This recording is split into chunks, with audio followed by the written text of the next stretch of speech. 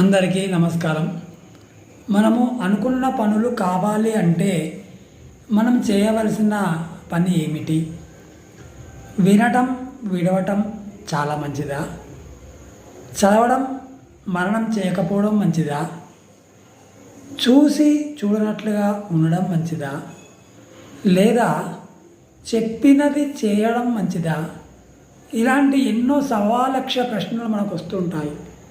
కానీ మనకు ఇంతకుముందు ఉన్న మార్గదర్శకులు అందరూ కూడా వారు అనుకున్నది ఏదో, వారి ఆలోచన ఏదో ఒకటి స్థిరపరచుకున్నారు.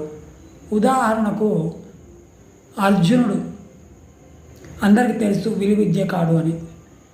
అతడు ఒక చెట్టుకు కట్టిన పక్షి కంటిని చూడాలి, ఆ పక్షిని ఛేదించాలి, ఆ కంటిని ఛేదించాలి.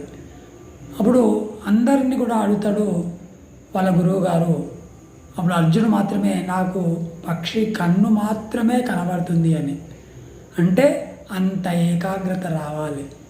ఆ చెట్టుకు ఆకులు ఎన్నో ఉన్నాయి, పండ్లు ఎన్నో ఉన్నాయి, పువ్వులు ఎన్నో ఉన్నాయి, అందమైన దృశ్యాలు ఎన్నో ఉన్నాయి, ఇంకా పక్షులు రంగురంగుల పక్షులు ఎన్నో ఉన్నాయి.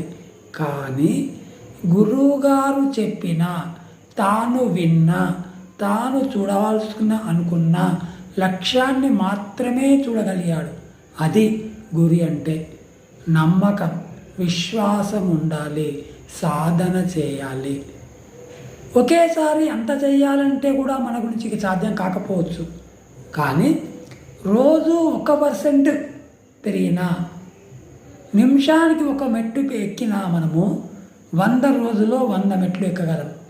అలాగే 100 రోజులలో 100% మనం మారలేమా అనేది ప్రతి ఒక్కరు ఆలోచించి చేసినట్టయితే ప్రతి ఒక్కరు కూడా విజయులే.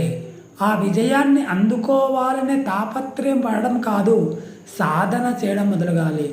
ఈరోజు 1 నిమిషం చదువుదాం, రేపు 2 నిమిషాలు చదువుదాం, ఎల్లుండి 3 నిమిషాలు చదువుదాం.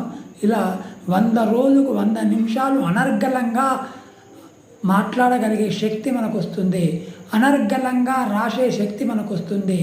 ఏదైనా సరే మీ యొక్క పనులలో కుట్టేవాళ్ళు కుట్టడం, మాట్లాడేవాళ్ళు మాట్లాడడం, పాడేవాళ్ళు పాడడం, ఇలా మీ లక్ష్యం ఏదైనా ఆ లక్ష్యానికి తప్పకుండా పెరుగుతుంది, నేర్పుగా మీ లక్ష్యాన్ని చేరుకుంటారు అని తెలియజేస్తూ అందరికీ ముగిస్తున్నాను.